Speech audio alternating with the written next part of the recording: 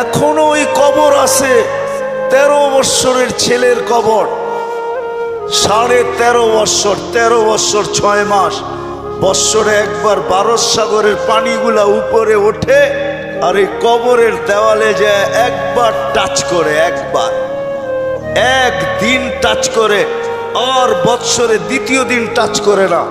কিতাবি কথা বলতেছিলাম, আমি জিজ্ঞাসা করছি কমরু আইল্যান্ডে কেন টাচ করে, আমরা বলতে পারবো না।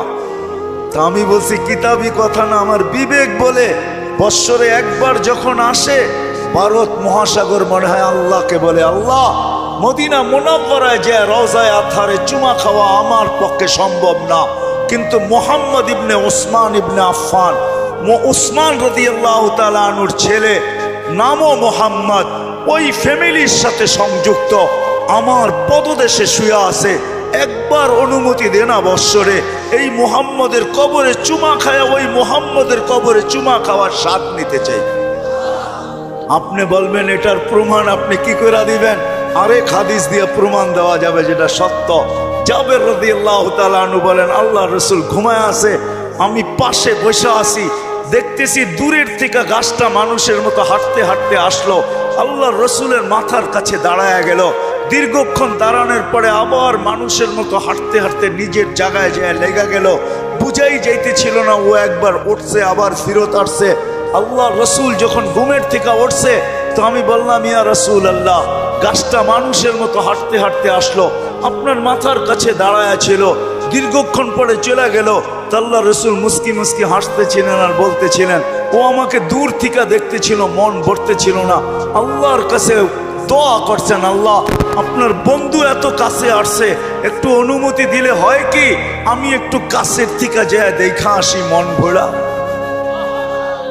আল্লাহ যদি গাছের দোয়া কবুল করতে পারে, আমার বিশ্বাস ভারত সাগরের দোয়া আল্লাহ কবুল করছেন, নাইলে আল্লাহ ডাকবে আসবে না।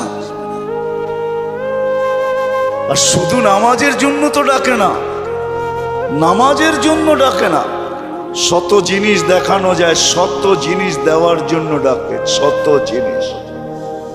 সবগুলাকে একসাথে বলি, নামাজের জন্য আল্লাহ ডাকেন না। আপনার আমার এই ছোট জীবনটা পূর্ণতা লেখা দেওয়ার জন্য ডাকেন, পূর্ণতা লেখা দেওয়ার জন্য। বলবেন এটা কোত্থেকে বাড়ি করলেন? হাদিসে আছে, ইদা সালুহা সালুহা সাইরুল আমাল, নামাজ ওকে, জীবন ওকে। আল্লাহ বলে তোর জীবনটাকে পূর্ণতা লেখা দেওয়ার জন্য তোকে মুসল্লায় ডাকতেছি, নাহলে ডাকার প্রয়োজন ছিল না। তোকে কেন ডাকবো? তুই কে? যা হোক, যেটা বুঝাইতেছিলাম, তৃতীয় স্বাধীনতা দিয়েছেন মত আদর্শগত, চতুর্থ স্বাধীনতা দিয়েছেন সোসাইটিগত। সমর্থ থাকলে দুনিয়ার যেই কোথাও বাস করা যায়, কোনো বাধা বিপত্তি নাই। আপনি বলবেন আমার সমর্থ আছে, আমি আমেরিকা বাস করতে পারবো, দেন না, ওদের ব্যাংকে টাকা জমা, বাড়ির থেকে আইসা নিয়ে যাবে। সত্য এটাই। পঞ্চম স্বাধীনতা আল্লাহ দিছেন, মৌত পর্যন্ত যেমন খুশি তেমন চলতে পারো, বিকেনিও পড়তে পারো, 3 কোয়ার্টারও পড়তে পারো, হাফ কোয়ার্টারও পড়তে পারো। আবার যদি সমাজ মাইনা নেয় তো মার পেটের থেকে যেমন আসছে এমনও করতে পারো। নাইলে ইন্দোনেশিয়ার একটা প্রদেশের নাম হইতো না উরিয়ান জায়া, আমি নিজে গিয়ে আসছি ওইখানে। পাপুয়া গিনির অর্ধেক হলো ইন্দোনেশিয়া, ওইখানের রাজধানী হইল জয়াপুরা, ওই প্রদেশের নাম হইল উরিয়ান জায়া। কি উরিয়ান মানি ল্যাংটা, জায়া মানি জাগা। মানুষ মার পেটের থেকে যেরকম আসে ওরকম কবরে যায়। আল্লাহ বলে কিচ্ছু বলবো না, নাজিরুন কাইফা তা'মালুন, শুধু তাকায় তাকায় দেখতে থাকবো। স্বাধীনতা বেশি দেন নাই, 5টা দিছেন। প্রশ্ন যদি করেন বাধ্য করেন না কেন, ইচ্ছা করলে তো বাধ্য করতে পারেন, সমাজ এরকম হবে। তা আল্লাহ বলে না, বাধ্য করব না। এই জন্য কোরআন বলে, লাউ শা আল্লাহ লাহাদাকুম জামিয়া, তোমাদেরকে হেদায়েত দিয়া দিতে পারি, সবাইকে চৌরাস্তায় দাঁড় করায় দিতে পারি। হেদায়েত মানি সোজা করে ফেলতে পারি, সোজা, নড়াচড়ার ক্ষমতা থাকবে না তোমাদের, বিলকুল সোজা করব। লাউ শা আল্লাহ লাজালাকুম উম্মাতান ওয়াহিদা, ইচ্ছা করলে এক বানায় দিতে পারি, এক। দুই কোনো শব্দ তোমাদের সমাজে থাকবে না, সব এক থাকবে। পারে? হ্যাঁ, প্রমাণ? আল্লাহ বলে উনজুর ইলাস সামাই ওয়া ইরতিফাইহা, আকাশ দেখ, উচ্চতা দেখ। উনজুর ইলাশ শামসি ওয়া শুআইহা, সূর্য দেখ, কিরণ দেখ। উনজুর ইলাল বিহারি ওয়া আমওয়াজিহা, সমুদ্র দেখ আর তরঙ্গমালা দেখ। উনজুর ইলাল জিবালি ওয়া ইস্তিকরারিহা, পাহাড় দেখ আর দৃঢ়তা দেখ। উনজুর ইলাল আরদি ওয়া ইত্তিসাইহা, জমিন দেখ আর প্রশস্ততা দেখ। আমি যদি বিজ্ঞান দিয়া বুঝাইতে চাই, দুনিয়ার বিজ্ঞান বলে সূর্যের পিছে নাকি জমিনটা দৌড়াইতে থাকে ৬৬,০০০ মাইল পার ঘন্টায়। কত কত? আর গড়তে থাকে পার ঘন্টায় ১,০০০ মাইল। এই জন্য আমাদের দিন রাত ২৪ ঘন্টা, পার ঘন্টায় ১,০০০ মাইল। ২৪ ঘন্টায় একবার প্রদক্ষিণ হয় ঘুরা, যার কারণে ২৪ ঘন্টায় দিন রাত।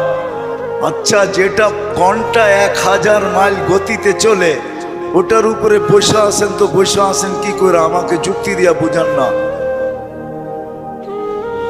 বসে আছেন কি করে?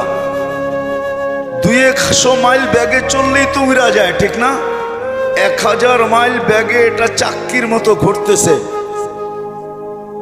৬৬,০০০ মাইল ঘন্টায় গতিতে এটা ছুটতেছে, দৌড়াইতেছে। আপনি বসে আছেন কি করে? বাসগুলা চলে কি করে? বিল্ডিং গুলা দাঁড়ায় আছে কি করে? আল্লাহ বলে বাধ্য করছি, ওয়াজআলনাল আরদা কারারা, আমি মানুষের শান্তির জায়গা জমিনকে নির্ধারণ করছি। জমিনকে বলছি তুই ছোট ছোট, তাতে কিছু আসে যায় না। তুই ঘোর ঘোর, তাতে কিছু আসে যায় না। খবরদার যদি কারো গায়ে বাতাস লাগলো, আল্লাহ বলে বাধ্য করছি, তোকেও বাধ্য করতে পারি। বিদায় আসেন, শেষ জায়গায় চলে আসছি, আর বাড়ানো যাবে না। আমার পরেও আছে 11টার উপরে বাজতে চলছে, 11:15। আর মাগরিবের পরের থেকে যারা শুনাইছেন, এদের পরে আমার এই ভাঙ্গা ডোলের আওয়াজ শোনানো কোনো প্রয়োজন ছিল না বলে আমি মনে করি। কিন্তু শেষ জায়গায় চলে আসছি আমি। 100 বছর পূর্বে যারা ছিল ওরা আজকে নাই, 100 বছর পরে আমরা থাকবো না।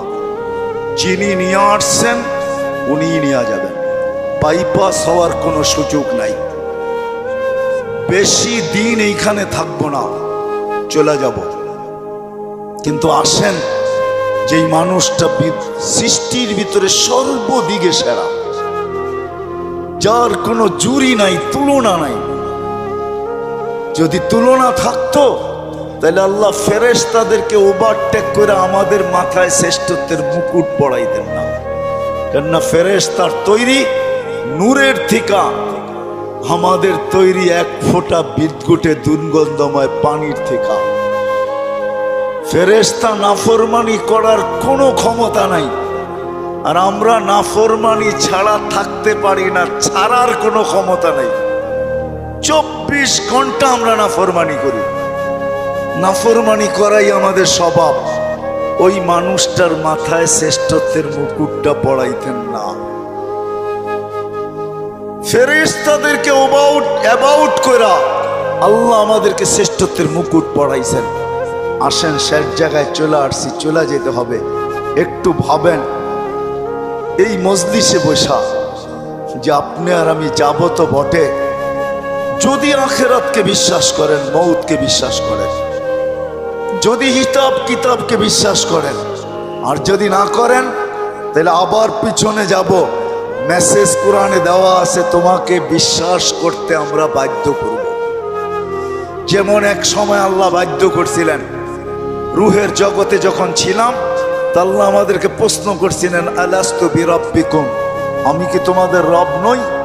ওই দিন কিন্তু স্বীকারোক্তি দিতে বাধ্য ছিলাম, ক্বালু বালা। হায় হায়, যে আজকে বলে গড ইজ নাথিং, ওর রুহ ওই দিন স্বীকারোক্তি দিয়ে আসতে হয়েছে যে আপনিই আমাদের রব। যদিও এইখানে আসার পরে ভুলে গেছে, আল্লাহ বলে তোমাকে আরেকদিন বাধ্য করব, তুমি চিৎকার দিবে আর বলবে রব্বানা ইন্নানা আবসারনা ফারজি'না আমাল সালিহা ইন্না লা মুকিনুন। তারপরে আমাদের পক্ষ থেকে চিৎকার আসবে, কাল্লা, কখনো সম্ভব না। তোমার চিৎকার ওই দিন শোনা হবে না, বলা হবে কালুক সাউ ফিহা ওয়ালা তুকাল্লিমুন। দুনিয়ায় বড় বলছো, আমরা কোনো প্রতি উত্তর করি নাই, বড় বিরোধিতা করছো। ও ঢাকার মানুষ 24 ঘন্টা কাঠটা ভোগ করেন, কতটুক ভোগ করেন আর কতটুক আল্লাহকে দিই। এই জন্যই যে বিশ্বাস করে আমাকে মরতে হবে, কবরে যেতে হবে। আখেরাত নামের একটা জিনিস আছে, হিসাব কিতাবের সম্মুখীন হইতে হবে। তার বিবেকের কাছে আমার প্রশ্ন যে তুমি ওই দিনের জন্য কতটুক প্রস্তুত, যেই দিনটা সত্য, যালিকাল ইয়াউমুল হক, কতটুক প্রস্তুত? আমি প্রত্যেক শ্রেণীর মানুষকে জিজ্ঞাসা করব, তুমি কতটুকু প্রস্তুত? যুবক, তুমি যৌবন নিয়ে কতটুকু প্রস্তুত? নারী নারীত্ব নিয়ে কতটুকু প্রস্তুত? পুরুষ পুরুষত্ব নিয়ে কতটুকু প্রস্তুত? যে যেই ক্ষেত্রে আছে ওই ক্ষেত্রে থেকে কতটুকু প্রস্তুত? যেই যেই পজিশনে আছে এই পজিশনে থেকে কতটুকু প্রস্তুত? কতটুকু আপনি আর আমি প্রস্তুত? যদিও সূর্য প্রতিদিন আমাদেরকে বলতে বলতে ওঠে, আনা ইয়াউমুন জাদীদ, আমি নতুন দিন, আলা আমালিকা শাহিদ, তোমার কর্মের উপরে আমি সাক্ষী, ফাকতানিম, সুবর্ণ সুযোগ মনে করলেন, আউদ ফি হায়াতিকা আবাদা, হতে পারে আর কোনোদিন তুমি আমাকে উদিত হইতে নাও দেখতে পারো।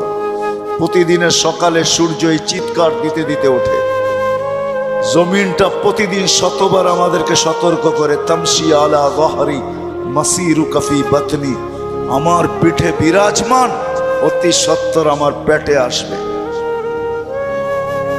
আজকে সকালে আমি সিলেট থেকে আসতেছিলাম, কোনো এক কোম্পানির বাসে প্রতিশ্রুতি ছিল সুপারভাইজারের সাথে যে আজান যেখানে হবে ওইখানেই থামায়া দিব। আসতে আসতে যদিও শেষ ওয়াক্তে কোনো মতে 4 রাকাত পড়তে পারছি, 4 রাকাত কোনো মতে পড়তে পারছি আর কি। সে তার প্রতিশ্রুতি ঠিক রাখে নাই। কোম্পানির নাম বলবো না, কিন্তু আমি ভাবি যে হায় মানুষ, ব্যবহার করো আল্লাহ। আল্লাহ 24 ঘন্টা আল্লাহটা ব্যবহার করে, এতটুকু ভাবে না যে আমি চলে যাব। আমি কতটুকু প্রস্তুতি নিলাম, কতটুকু প্রস্তুত? বেশি তো চান না, 24 ঘন্টা 1 ঘন্টা চান, বেশি তো চান নাই। বেশি চাইছেন?